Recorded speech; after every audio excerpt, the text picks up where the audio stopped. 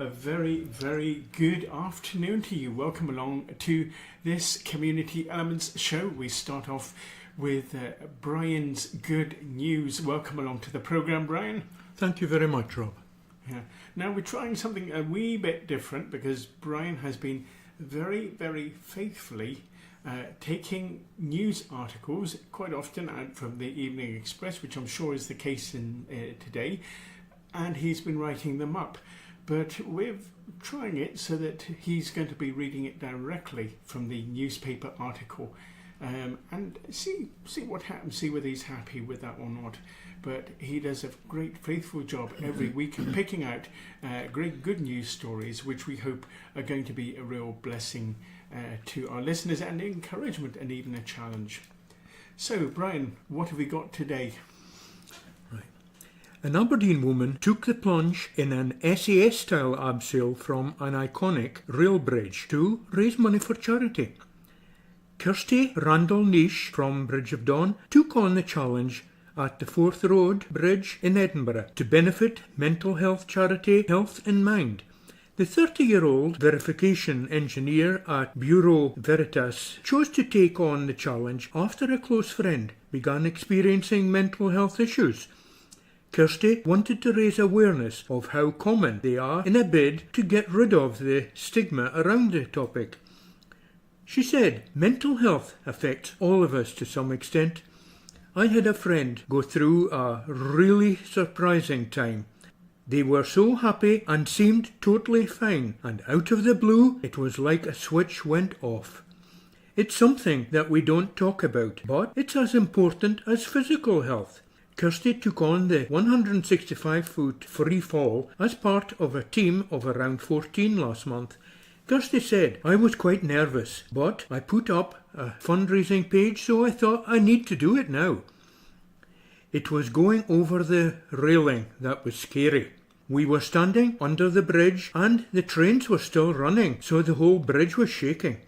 Her current fundraising total is sitting at £780, after smashing her original £200 target.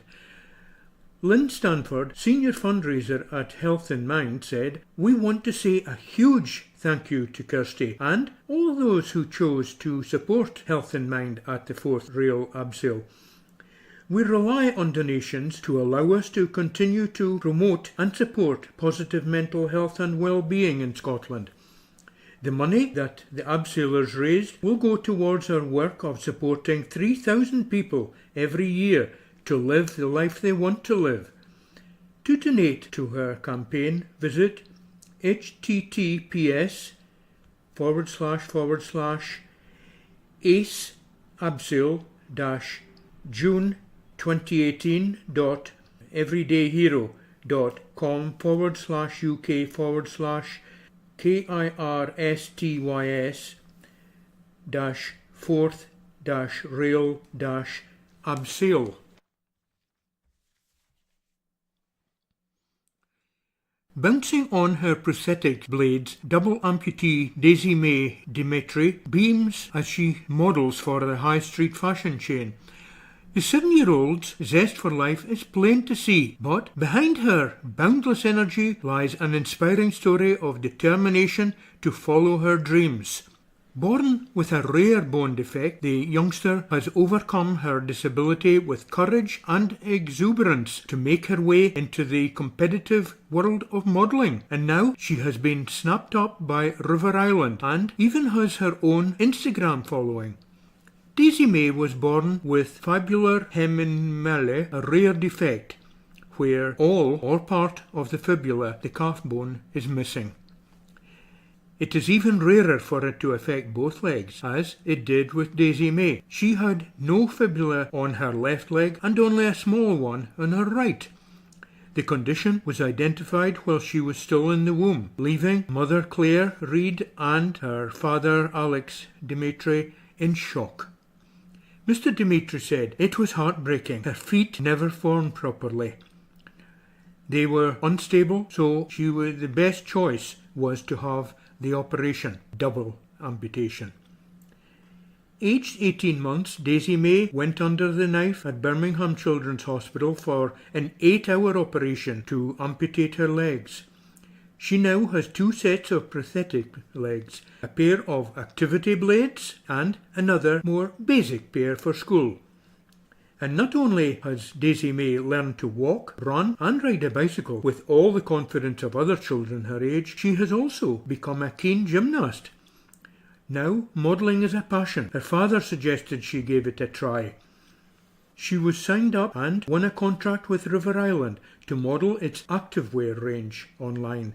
She has also appeared on the catwalk at London Fashion Week. Mr. Dimitri said, "She's inspirational, full of energy. She's going to be the most famous double amputee on this planet. There's no stopping her."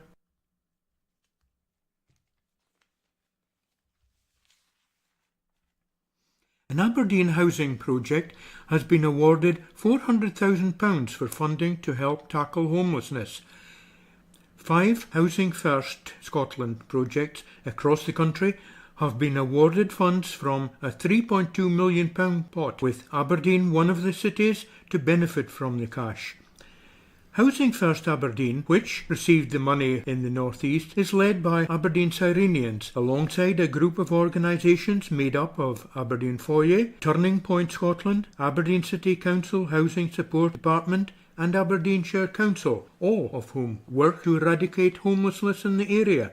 The funding is being provided by charity Social Bite, with much of the money raised through Sleep in the Park events. Projects across Aberdeen, Dundee, Stirling, Edinburgh and Glasgow will be funded until 2021 from the initiative. It is hoped the wider scheme will support around 800 people to get them out of homelessness for good. Social Bite founder Josh Littledown said, "It is fantastic to see the Housing First programme awarding funds to local homelessness charities so they can deliver the comprehensive support that many vulnerable people need to sustain a tenancy and break the cycle of homelessness. It is a major milestone in the fight against homelessness, and I hope it will make a big difference to Scotland's most excluded people. Many of them have suffered from homelessness for years. This programme was only made possible by the 8,000 people who slept out for us last December. I would like to thank every one of them and encourage people to join our Sleep in the Park event this year." Mike Burns, Chief Executive of Aberdeen Cyrenians, said, "We are looking forward to working with local authorities, Aberdeen City Council and Aberdeenshire Council, and we want to make sure that people who are suffering from complex needs have a safe place." A man is to cycle 1,000 miles to raise funds for charity to mark the 10th anniversary of his mum's death.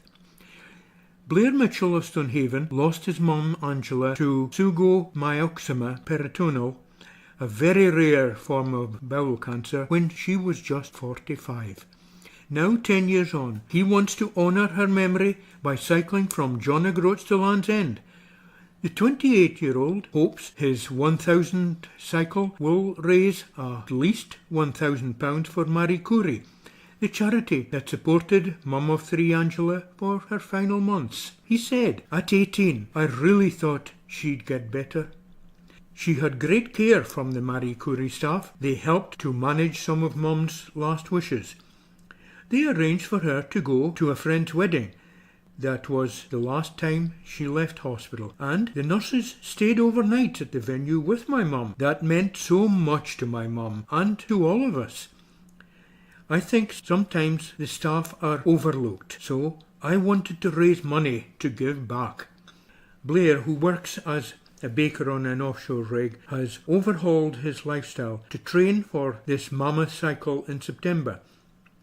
He said, "My family was quite worried when I first told them, especially my granny, but they are all really supportive. I've made big sacrifices for the training, the biggest being quitting smoking, which had been hard because I was a smoker for 15 years. Training has been harder in the heat, and cycling definitely reminds you of the beautiful countryside we have around us. Thinking of my mum gets me through and reminds me why I'm doing it. Plus, it's for such a good cause.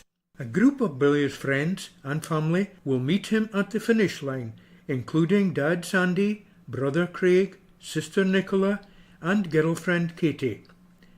Donations can be made online at bit.ly/2LVWR2R. Two new initiatives have been launched by Alzheimer's Scotland to use sport as a way of bringing those with dementia together in a common cause. An open day has been planned for football reminiscence on August 27 in the Teddy Scott Lounge at Pittodrie Stadium, and the inaugural meeting of a cricket memories group has been arranged on September 5th at Mannofield, the home of Aberdeenshire Cricket Club. At the Pittodrie meeting later this month, Alzheimer's Scotland and AFC Community Trust staff will have information stands, photographs, newspapers, a memory box, books and player recognition cards. The sharing of memories and personal stories relating to sport has been proved to deliver many positive benefits to the quality of life of people living with dementia and their carers. Both events run from 2 until 3:30 p.m. We have a scripture text this week taken from Psalm 9 verses 1 and 2. I will praise thee, O Lord, with my whole heart. I will show forth all thy marvellous works. I will be glad and rejoice in thee. I will sing praises to thy name, O thou most high. Amen. Excellent, Brian. Thank you very much. And some great news stories all the way from taking abseils off the Forth Bridge to doing a cycle rides in memory of a much-loved mum, to some great things done by the Cyrenians. Yes, there's lots of good things in that. So thank you for bringing that to our attention. Of course, we had a fifth news story today as well. So excellent. So which of these things was particular to yourself? Well, it's actually Daisy May Dimitri, the double amputee. Now, in the paper, we've got photographs of her, and I'll tell you, there's, the joy and the determination shows in her face. She looking at her, there is no way you would think that she is a double amputee. She is full of life, and she's not ashamed of her situation, and she's even a model for clothes for River Island. Now, to have the courage to do that says a marvellous amount about her. I reckon that River Island must have seen a lot in her as well. Oh, indeed. They couldn't do otherwise. But it actually takes more than two to tango, because you've not only got the strength and resilience of a youngster like Daisy May, but you've also got the desire and love of some very loving parents who want the best for her and who have helped her get over this whole thing of having a double amputation and being able to stand up and be the person that she's meant to be. So it's also her parents who should be really praised for their belief in their daughter. Many parents, some people, I think, if someone has a misfortune to have a double amputation, they stayed with her. Maybe some other people might have walked away or not taken so much delight, but they have taken great delight in their daughter. They have taken a real heart and wanting their daughter to do well. She has risen to that challenge. Oh, she has certainly risen to the challenge. I mean, as we read out, she's learned to not just to walk, but also to run and ride a bike with all the confidence of other children of her age. I think it fantastic. Well, it shows you it can be done. It can. And also the cyclist who's changed his lifestyle so that he can train for this 1,000-mile trek across the UK. Yes. With I'd say, having been up and down the M6 this year, some rather dangerous roads, not just on the motorways, but also some of the smaller roads with lorries coming thundering along. So I hope and pray that they've got good amount of support all the way down. I'm pretty sure that they would do, but he's taking that on. He's believing in that, and he's doing it in memory of his mum, someone he has looked up to, and someone who's taken real care of him and loved him. Yes. And it's a great tribute as well. Oh, fabulous. Indeed. Yeah. So we have got some great news stories here, Brian, and I'd like to thank you once again for coming in. Can we finish off, please, by you reading out the scripture for us, please? Will do. From Psalm 9, verses 1 and 2. I will praise thee, O Lord, with my whole heart. I will show forth all thy marvellous works. I will be glad and rejoice in thee. I will sing praise to thy name, O thou most high. Brian, thank you very much for that, and we look forward to seeing you come in another week with another set of great good news stories. Incidentally, if folks would like to help Brian with his quest, because we set him a quest a few weeks ago, didn't we? A quest to find the top 10. And even another quest. We've given him 2 quests because we've actually asked him to go and look out some energy stories for an energy special in September. But even if it wasn't 4, even if it was only 2, it would still be something. I know you've got 1, so you've still got time left, and even if it's only 1, that would still be good. So I'm still looking. If you can find more good energy stories, then that'd be great. And the other quest, of course, is to Brian has been going through the pages of the local newspapers. He's been finding these good news stories, and I know he's built up quite a lot from this last year. And it would be great if we could get him to pick out his top 10. Perhaps even you, the listener, might help us to pick out the top 10 news stories. And to do that, you can actually go to our podcast site, and you can have a little look out for Brian's good news over the last year since the start of 2018, and go and have a little look and see what good news stories really jump out at you. What's actually been a real highlight for you? Perhaps may have been a challenge. It may have been a great encouragement. But Brian does his best, and it'll be great to have our listeners getting involved with that and being a part of what the station does. Yeah. Any stories that you have found have uplifted you? Yeah. That's what we'll look for. Yeah. Now, to do that, have a little look on our podcast. It's g4g.podbean.com, and then listen in, select a few news stories, or just even one, and write in to us by our email. Or you can even text as well. Email is info, that's info, at g4g.org.uk. Or phonetically, that would be info, India, November, Foxtrot, Oscar, @ golf, 4, golf, .org. That would be Oscar, Romeo, Golf, .uk, uniform, kilo. So I think we've got that one off anyway. Brian, again, thank you.